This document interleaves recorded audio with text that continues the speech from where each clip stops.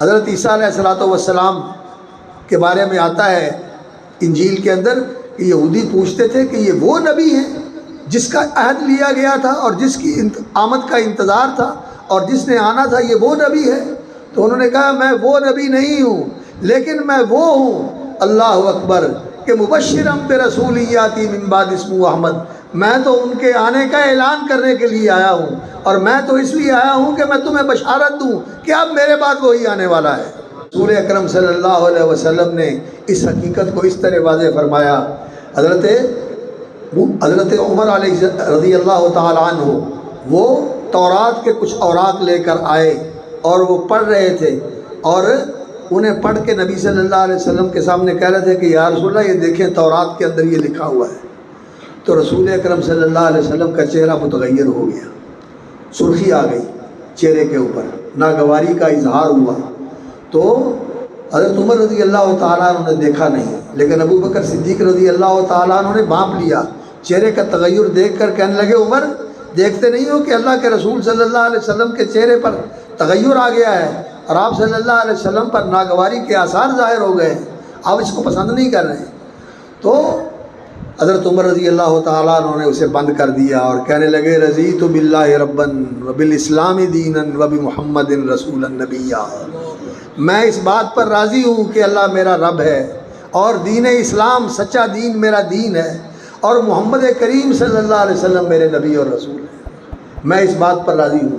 تو موسیٰ علیہ السلام کی جو کتاب تھی اس کا جو پڑھ رہے تھے، تو نبی صلی اللہ علیہ وسلم نے فرمایا کیا تم ان چیزوں کے پیچھے جاتے ہو؟ یعنی قرآن مجید کے آ جانے کے بعد اور محمد الرسول اللہ صلی اللہ علیہ وسلم کے کامل دین اور اکمل دین کے آ جانے کے بعد پھر تم اس تورات کی طرف جاتے ہو رہنمائی کے لیے، کیا ہو گیا تمہیں؟